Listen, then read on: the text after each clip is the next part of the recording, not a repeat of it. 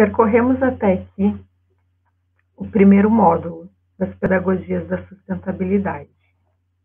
Nesse módulo epistêmico, formamos um raciocínio sutil, dialógico complexo e transdisciplinar para bifurcar do paradigma da instrumentalização da natureza rumo ao paradigma da substantividade da natureza. Na pedagogia do viver, aprendemos a reconhecer a lógica complementar da natureza, a lógica autonomista da vida e a lógica sustentável do conviver. Seguimos para a pedagogia do complexo, onde nos aproximamos dos conceitos mediadores de fisicalidade, ecologialidade e espiritualidade. Adentramos na pedagogia do transdisciplinar, com sua ética, estética e as estratégias transdisciplinares. A ética é a emoção que nos religa conosco mesmo ao integrar os 3 níveis de realidade: o quântico, o macro e o espiritual.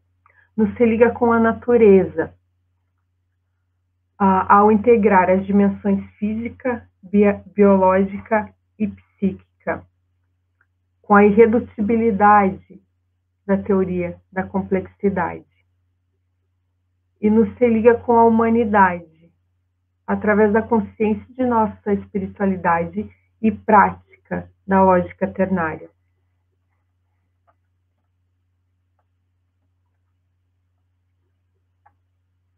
A estética transdisciplinar é a prática da abertura epistêmica no diálogo de saberes, a prática da tolerância ao diferente no diálogo de experiências e a prática do rigor linguístico no diálogo de mediação.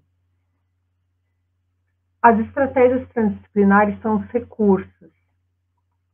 As estratégias cooperativas constroem uma cultura de pertinência. As estratégias conectivas promovem uma cultura de afinidades.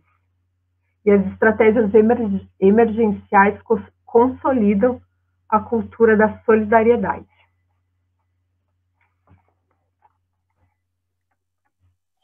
Oi, gente.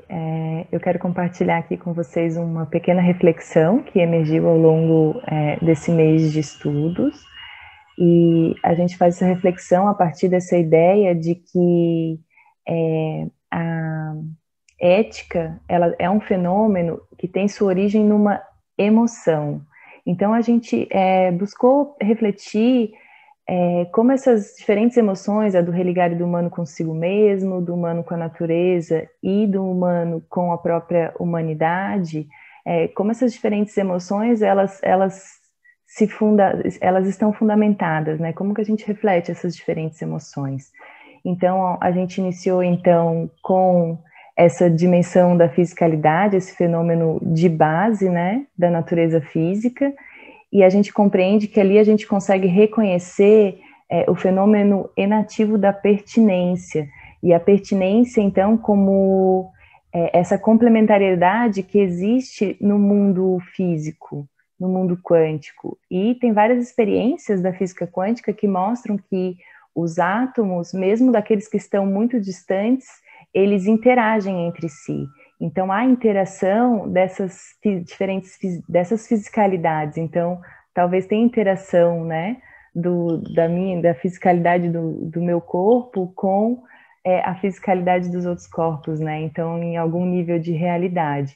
Então, a gente fundamenta aí, então, essa emoção do religar e consigo mesmo, embasada, né, nessa ideia de pertinência, essa enação da pertinência. Já nessa dimensão macroscópica, a gente refletiu sobre o pertencimento. Então, essa emoção, né, esse fenômeno cognitivo do pertencimento.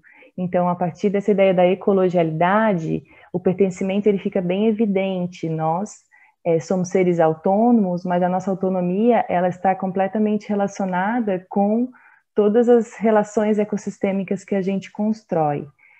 E, a partir do pertencimento, a gente consegue pensar a gente compreende que esse pertencimento, ele fundamenta esse sentimento de afinidade, porque é esse pertencer ao mundo que faz com que a gente construa as nossas ações, os nossos projetos de vida de forma responsável, porque pertencemos ao mundo, certo?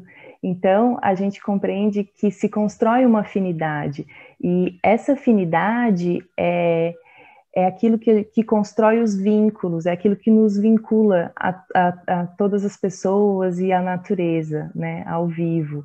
Ou seja, na medida que nós nos vinculamos, nós construímos todos os valores que nos tornam seres éticos, né? Então, os valores de solidariedade, do amor, da responsabilidade. Então, todos esses valores que tornam os humanos, esses seres éticos, né, que constroem a sua espiritualidade, então se fundamentam nessa pertinência física, nesse pertencimento ecológico e nessa afinidade espiritual. Olá. Minha contribuição hoje diz respeito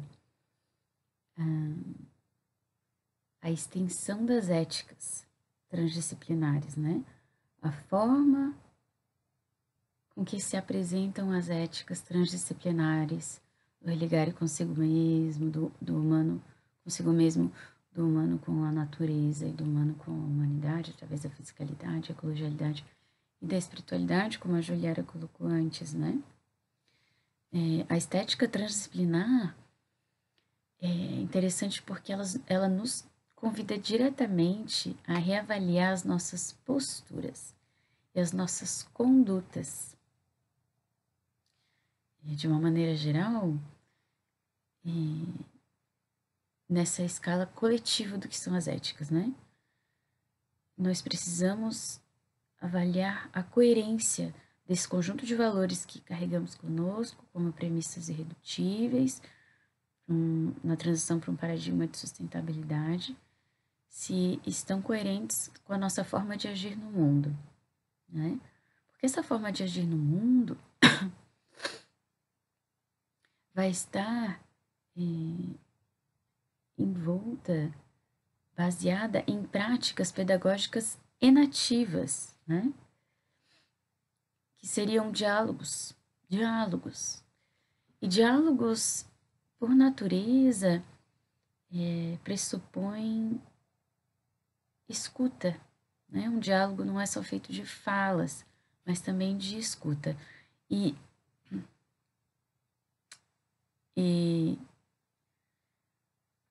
no diálogo de saberes, por exemplo, a abertura epistêmica é uma premissa, né? Por que abertura epistêmica? Porque existe a necessidade de que seja considerado, todos os saberes sejam considerados nas suas mais diversas formas, proveniências e diversidades, né? É um exercício de escuta profunda, porque nesse exercício do diálogo de saberes, eu preciso conseguir escutar o que uma outra pessoa traz como conhecimento, como saber, é tão legítimo quanto o meu, mesmo sendo diferente, né? E mesmo tendo palavras diferentes, proveniências diferentes, né? Não tendo uma forma pré-estabelecida acadêmica necessariamente. O diálogo de experiências também pressupõe uma tolerância, né? Uma tolerância ao diferente, que é o que o professor traz como exemplos dessas 3 práticas inativas, né? O diálogo de experiência precisa de tolerância ao diferente, porque eu preciso considerá-lo como legítimo, mesmo ele sendo diferente de mim, mesmo eu não concordando com o que ele faça. Então, eu preciso conseguir ter tolerância para considerar o que ele traz como legítimo e valoroso. Eu não sou obrigada a concordar, mas a tolerar. E o diálogo de mediação pressupõe o elemento do mediador.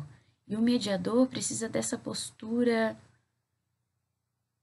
que faz o elo entre os opostos contraditórios, para que se transitem todos numa zona de não resistência e se alcance um elemento comum que une, que transcende esse bastão de opostos,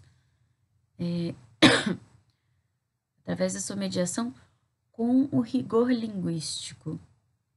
Então, é necessário que o rigor linguístico seja respeitado, porque se eu estou tratando de contraditórios, eu não posso falar com eles de qualquer forma, nem usar qualquer tipo de linguagem. Então, é necessário que seja considerado com cuidado. O viver humano é um campo de conhecimento e experiências intergeracionais de transcendências estéticas entre pessoas e a natureza, formando as culturas e as sociedades humanas.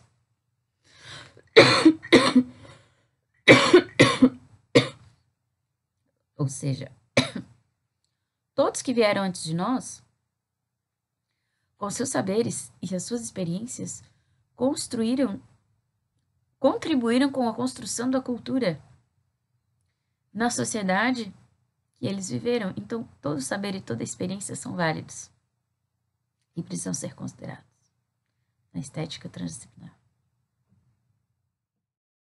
Coube a mim apresentar as estratégias transdisciplinares. Elas são recursos de humanização do presente. Elas mediam o contexto doador de sentido humanizador de uma ação e a futuridade transformadora da realidade presente na ação. As estratégias transdisciplinares são como uma mediação, que acontece no uso de 3 estratégias solidárias: as estratégias cooperativas, as estratégias conectivas e as estratégias emergenciais. As estratégias cooperativas promovem a aproximação das pessoas a um agir local, mais responsável com proteção aos bens comuns. As estratégias conectivas usam a sinergia das afinidades das redes sociais para a proteção local e planetária da vida. As estratégias emergenciais buscam a proteção e o atendimento de urgência aos sofrimentos humanos, pessoais ou coletivos, aonde quer que a vida esteja em perigo. Essas estratégias serão úteis à aproximação e sensibilização das pessoas para a humanização do mundo. Marta de Lima.